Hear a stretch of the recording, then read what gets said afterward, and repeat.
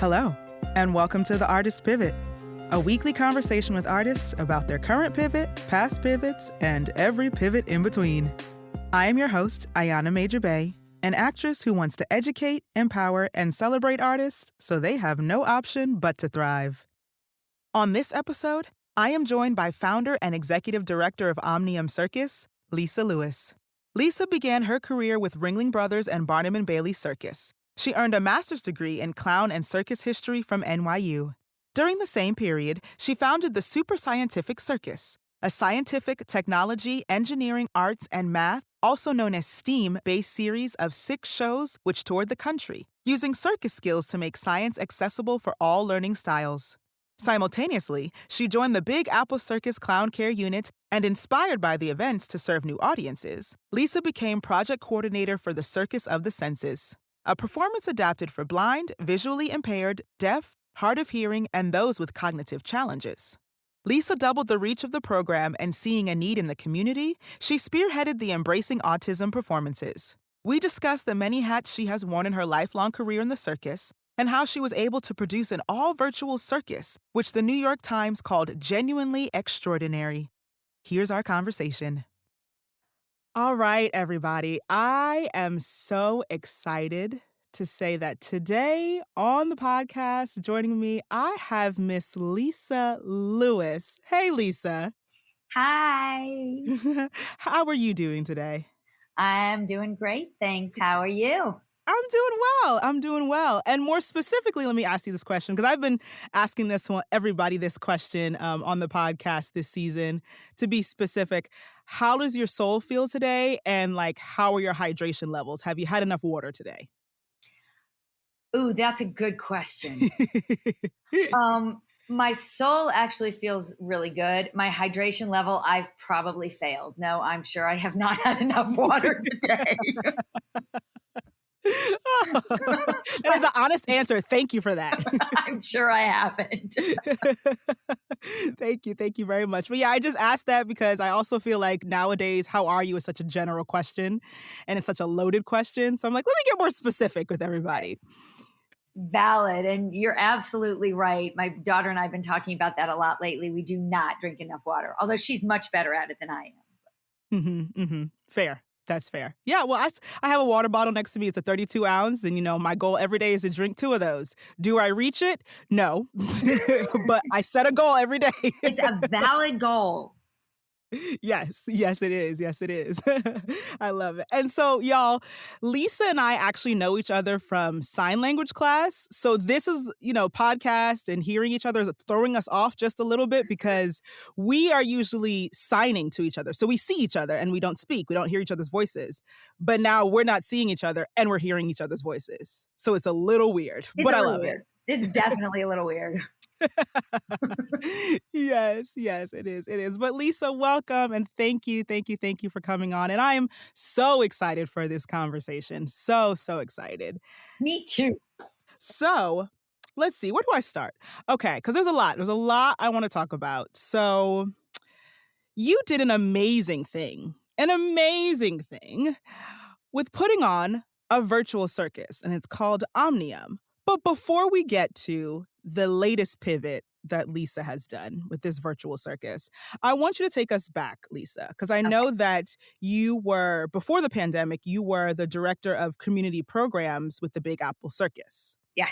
So I want you to take me back even further, before you even got to the director of community programs. Give me some of the previous pivots in your life. Life is pivots. Fair. It's all pivots. I started off leaving high school early, going to college, thinking that I was going to be an actress. Mm-hmm. I soon discovered I was not very good at it. Okay. My teacher advised me to investigate auto mechanics. It was very funny because I was apparently that bad. I don't know. I ended up, I was good in high school. What do you want out of life? Oh, gosh. In college, one of my roommates showed me an opportunity to go to an audition for Ringling Brothers and Barnum and Bailey Clown College. And that was the first most important pivot of my life. I did. I joined. I went to Ringling Brothers and Barnum and Bailey Clown College. I went to Clown College. I worked with them doing advance for a couple of years. And that really sparked my love of circus. What I experienced, what I saw there, the warmth, the beauty, the just everything. I'd always loved circus, but all of a sudden that became my passion and my direction. So that was pivot number one. But of course, life doesn't take you exactly where you expect. So next pivot. I moved to New York. I start pursuing my master's degree from NYU in circus history. And I started working just variety arts around the city, just whatever I could do to make money, juggling at FAO Schwartz, which existed back then.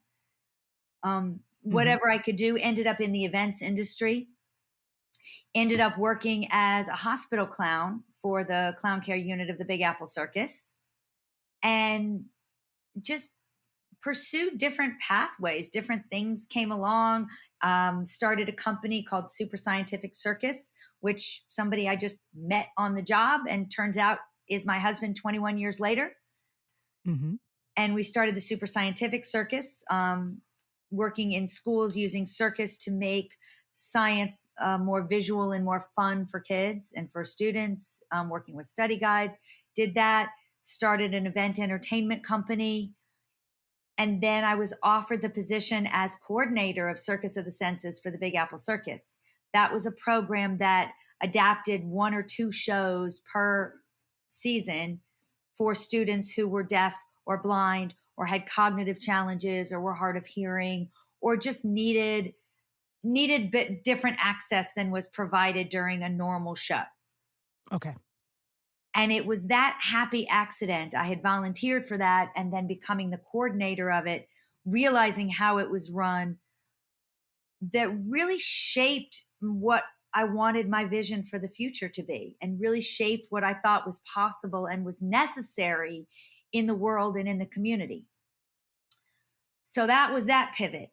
Then the next pivot was that the circus closed. They'd filed bankruptcy. Okay. So that was the end of that. So I thought. The next pivot happened when the circus was bought out by a group of people who actually hired me to do what I had been doing anyway at a much more honored level, as it were. I actually had a position and a salary and was fairly well respected as a director of community programs. And that's the position I then held until the pandemic. And the program grew from 1 or 2 shows giving away maybe 1,000 tickets to serving over 30,000 people. Oh, wow. So, yeah, you did take many, many pivots in your career thus far. And so with your last job, the director of the community programs, that got terminated. You said that all the jobs actually, Yeah, everybody. when the pandemic, every single person? Yeah, it wasn't personal. Yeah, exactly. It wasn't personal, They shut right? down for the pandemic. Exactly. Yes, exactly. It wasn't personal. It wasn't personal. Right, right.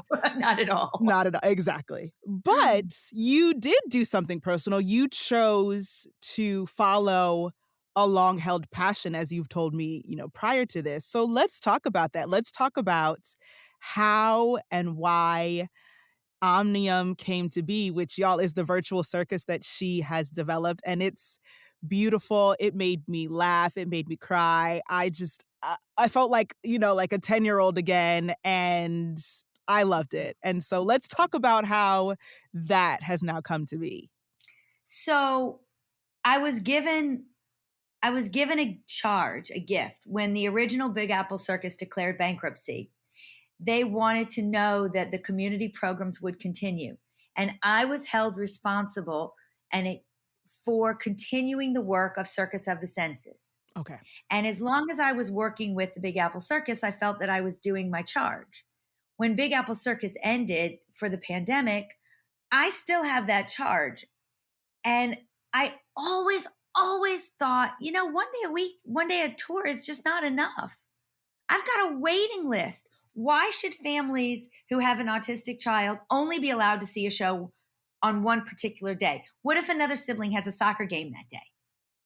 What if, grandpa has a doctor's appointment? Or what if any number of things that affect our scheduling, particularly in an urban area, like New York, because we are in New York. Mm-hmm. It just didn't seem right to me. It really felt like all access should be available all the time. And from working from the inside, it's just not that hard. It takes time, energy, and budget, but it's not an insurmountable thing. And it should be. Everyone should be able to go to whichever show they need to and have the access provided so that their whole family can enjoy the show together. So that was my first mission. Mm-hmm. The other thing that was vitally, vitally important to me is that the performers in the ring need to be reflective of the demographic of the audience. So, for example, if I lived in deep, deep, deep China, the Chinese circus is made of Chinese people for Chinese audiences. That makes sense. Mm-hmm. I'm not. I'm in New York. There are heaven knows how many different communities here. I could probably Google it and find out. Mm-hmm. Everybody has a different experience. Everyone has a different culture, a different community, and we all come together to share joy. And I wanted in my circus, not a token. I don't want a token this and a token that. I wanted to fully embrace the stories and the energy and the efforts of people from all different backgrounds and all different walks of life who have all come together with the incredible effort that it takes to become a professional circus artist. Mm-hmm. And so that's what we do. Yes. I love it. I love it. So when you were putting it together, were there, any obstacles that you thought, oh boy, we're not going to get around this or we're not going to get through this? Because I know the whole thing is virtual. And Yeah. so I know some of it was pre-recorded, some of it was live, but you're just like, were there any moments that you were like, okay, wait a minute, did I bite off more than I could chew? I think that pretty much every day. Oh, okay. Okay. Every day I go, really? Mm. Really? Mm-hmm. But I never give up hope. Right. And again, this whole thing is a pivot. When I first started it, I had absolutely no intention of creating a virtual production. Oh, okay. My original thought was to create a production. First of all, we thought the pandemic was going to last a couple of months. Mm-hmm. Yes. So my thought was, okay, I'm going to put this together and I'm going to start a live tour in Boston in 6 or 9 months. Okay. Well, then the pandemic wore on. And then I thought, okay, well, the pandemic's wearing on. Why don't we have everybody record their acts and let's put together a virtual show as a showcase to show people what we're capable of and then use that for our live production. Mm-hmm. So we started doing that. And then I thought, oh, well, I don't want to just string together a bunch of iPhone videos. Let's make this an actual show. Mm-hmm. And then it was like, well, how do we make this accessible online? And then I reached out and I met our partners at Disability Unite, and they were just developing a platform with multiple access points. Okay. So for each challenge came a solution that brought even greater opportunities. Mm-hmm. And then we did the showcase, and all of a sudden people were like, well, we really want to see it and we missed it. Can you extend your run? And then we got a New York Times review, and they called us genuinely extraordinary, which is just blowing my mind. And I love it. And I'm so grateful. Which I agree with. Oh, thank you. So with each challenge came a solution that took us in a different direction. Mm. So it's really one of those experiences that's kind of unfolding before our eyes. Mm-hmm. And it Mm-hmm. feels like it's just so timely and so like people want to see it. And I'm hopeful that they do. Yes. And I love that each challenge brought a solution that like puts you in this direction or puts you in contact with this person or puts you in front of these eyes. And I absolutely love that. And so with all of the acts that you did have in the show, were those people that you knew beforehand or had worked with during the Big Apple Circus, or did you reach out to people and be like, hey, I have a virtual circus happening. Do you want to be, one of my acts in it? Both. Okay. Some of the people were people that I knew. Our hand balancing act I knew from the Big Apple Circus. And if I could write a circus just for them, I would, because they're amazing. Mm-hmm. Mm-hmm. They are. Some people I reached out to, the woman who does our horses, Jenny Vidbell, I know her from years in the circus. Um, some people like Jen, who's our aerialist, I reached out to. I had not met her before. I just reached out to her cold and said, "Are you?" I actually called her to ask her if she wanted to be on the board because I really respect what she's done with her life and how she's adapted and created a world for herself. And she said, "Yeah, but I sure would love to be in it too." And I'm like, "All right, cool." Oh, yes. Oh, I love it. I love it. So, yes, it was a combination of you knowing people from the past, but then also, like you said, reaching out to people cold. Yeah. Yes. I love it. I love it. I love it so much. And so, what's your hope for Omnium? Like, what do you envision for it? So at this point, until something takes me in a different direction, at this point, we have the show. I would love for many, many, many, many people to see it. It is running through April the 4th. We have a comprehensive STEAM and DEI based study guide, which is a download. So I'd love to be able to reach out to schools across the nation. We have the access if you have a school that teaches visually impaired. We have the audio description. For deaf schools, it's all in ASL. We have the plain language for schools that work with autism or cognitive or whatever other challenges, learning differences that students have. So I'd very Mhm. much like to really reach into the schools and be able to share this with them through their virtual platforms through this year and into next year. This summer, I'd love to do maybe a video hybrid where you have live performers in front of a big screen so people can see the whole show and meet some of the performers performing. Mhm. And my dream of a fully tented big top circus that's fully accessible every show is still alive. And we have the tent, we have the team. This is a doable thing. So I'd really love to do that post pandemic. We can't do it at 50% capacity. It just doesn't make any sense for us. It's too Right. expensive. But Right. that dream is still alive. So we're just taking baby step by baby step. And we're a 501c3. We got our 501c3. So all tickets are tax deductible. Mhm. Yes. Okay. I love it. I love it. So yes, what's on the horizon, and I think it will happen once we do get out of the pandemic and out of the normal that we're in right now into the next normal, Yep. into the new normal. I think that will definitely happen. And so I want to take it back just a little bit to some of the pivots you had made previously. Mhm. Now, my question to you is, was there any time that you actually resisted some of the pivots that you had and you were like, "Oh, wait, am I really going in this direction? Okay, I don't know if I could do this or should do this." And with that, what would be your advice for artists who are, resisting or unsure of their next pivot? The answer is unequivocally yes. Okay. I am not someone who adapts easily to change. Okay. So with each pivot, it has been, but that's not where I wanted to go. I didn't Mhm. think that was, but I had this idea in my mind. Mhm. And in hindsight, I'm very grateful for every single one of those pivots. But at the time, I think I looked at each one and I thought, it's taking me in a different direction. Is this where I want to go? It's not what I thought. It's not what I thought I wanted. Mhm. And I think with each one, I made a deal with myself.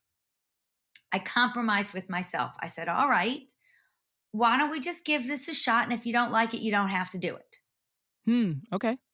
I gave myself an out. And, some pivots I didn't like, and I retracted and said, no, this is not the direction. Couple of things I tried. I said, no, I'm not, this isn't comfortable for me. I want to change directions again. Mhm. So I would say the best advice is just stay open, try it because you never know if you're going to like it until you try it. You don't know if you might open your world to something that you had never imagined that might be better. And if it isn't, that's okay. You can pivot again. Right. That you could pivot again. You just change. You say, okay, let's. figure it out and try something different. That's, I think, a lot what artists do. It's part of what you have to be able to do in order to succeed or to function as a professional artist. Mm-hmm. If without the capacity for that, then you're probably better served with a more stable position. Right. Right. That's fair. That's very fair. And I think that, because this pandemic has forced all artists to pivot. And this was an involuntary pivot. No. But, how do we turn it into a voluntary time of us, either making something new like you did, or, really sitting down with yourself and going, okay, am I the person who takes change well? No. Okay, so how can I now be the person who takes change well and welcomes new opportunities and welcomes new pivots and welcomes, like you said, okay, let me make a deal with myself. If this doesn't work, then I can make another pivot and it's okay. Yeah. And I think you just hit the nail on the head. You have to know in your heart that it's going to be okay, that Mm-hmm. you can handle whatever it is. You may not like it, but you can handle it. Ooh, I love that. I love that, Lisa. Yes, you may not like it, but you can handle it. Yep. That, I mean, yeah, yep. Yeah. That's the whole conversation. Like that is wrapped up in a nice little bow. You may not like it, but you can handle it. You can handle it and you will handle it. Mm-hmm. Mm-hmm. And you'll make the best of it because that's what we do. That is what we do. That is what we do. Oh, I love it. I love it. Yes, Lisa, thank you for sharing. Oh, I love it. Y'all don't understand. Like, I remember when she announced in class that she, the Omnium Circus was born or is being born, and like, oh, tickets, for the show in a month. And I was just like, oh, I'm so excited. And it was just such a beautiful representation of, like you were saying, every culture and every facet of a human being. And it was a beautiful representation of humanity, I want to say, at a circus. Like every act was different, every performer, everything was different, and it was beautiful. And I'm so happy that you did follow a lifelong passion of yours and then shared it with us, even if it was virtually. Yeah, well, it's what we had to, it's a pivot. What were we going to do? And actually, it turns out that, okay, trying to create something that you have to actually market on a platform where people are expecting everything to be free was kind of a challenge. Yeah. Yeah.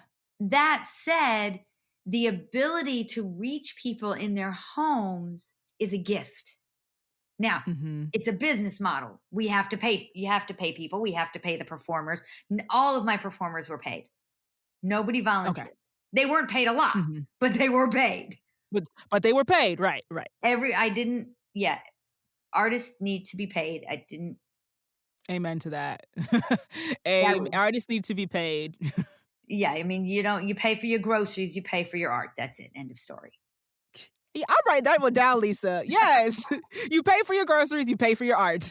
Period. Yeah, period. What was the other one? You'll get exposure. You could die from exposure. No, I don't need exposure. I need to eat. Yes. Yes. But it is a wonderful opportunity to be able to reach people because as a live performance, you have geographical restrictions. So now being able to reach people through this virtual performance, I'm reaching schools in California and Illinois and all over New York and Massachusetts and DC and Florida. And we're building relationships with people in geographical areas that we never would have been able to reach. And I think it speaks well for what might happen after the pandemic. What if we have a live show that you can see when you come to whichever urban center we're in, but you could also buy a live stream ticket and still watch it from Champlain, Illinois, or wherever you happen to be. Yeah. No, I agree with you. And it's that, like, looking at it from that perspective, it's like, actually, wow, I'm thankful for it being virtual because, like you said, you got to reach schools out in California, but you're in New York. Yeah. And it wouldn't have happened if you were just concentrated on a live in-person show if there were no pandemic. Exactly. Yeah.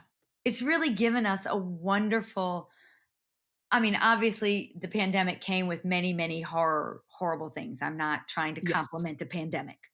Right.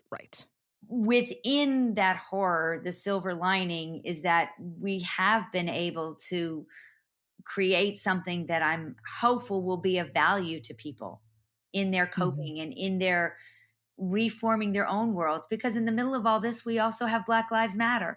We also had George Floyd. We have so much else going on in our culture and in our world. Mm-hmm. People are mad at the Chinese. For what? Right. For what? Like, what? Yes, we do. We have so much happening. There has to be a platform where we can just all enjoy the gifts that we each bring. Mm-hmm. And for me, circus is that platform. Mm. Oh, that was beautiful. Yes, a platform. Oh, a platform where we can all enjoy the gifts that we bring. Ooh, I love it. I love it, Lisa. Yes. Oh, thank you so much for joining me. Thank you so much. Oh, But I'm so happy you had me. yes, before I let you go, so I'm going to put this all in the show notes, you guys. So don't worry, I'll put this all in the show notes if you miss it. But Lisa, tell us how to reach you, how to find you, the Instagram, the website, the everything. All right. So the website is www.omniumcircus.org. Omnium, OMNIUM. And by the way, it means of all and belonging to all.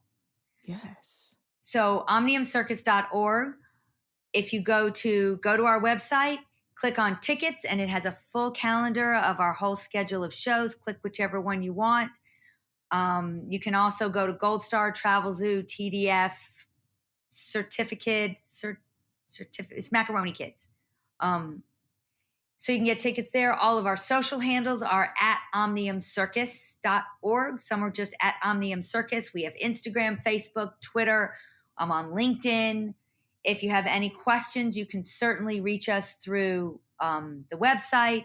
You can email me at info@omniumcircus.org. If you run a company and are interested in sponsoring us, that's even better. Sponsorships at omniumcircus.org. If you're involved with a school, you can reach us at education@omniumcircus.org. And if you have any foundation information or leads or philanthropy information, you can reach us at development@omniumcircus.org. And no, they are all not me. There are many other people involved with this. Yes. I love it. There are separate people answering those emails, everybody. There are other people besides me answering some of these emails. Yes, I love it. Yes, but don't worry, all of that will go into the show notes if you need it. So it's convenient and you can click on it or copy and paste, whatever you need. But Lisa, before I let you go, there is one thing that I must say to you. And that is that I acknowledge you, I celebrate you, and I uplift you. Oh, thank you. You're welcome. You're so And I welcome. return all of those sentiments. You're incredible. Thank you so much. Oh, thank you. I accept that. And thank you for joining me. Lisa, thank you so much for sharing. Wow, you have certainly worn many hats in and around the circus and in life. You are absolutely right about just trying something, because you'll never know if you may like it. Keep envisioning that full-top circus that includes and is accessible to everyone, because we can't wait to be in the audience.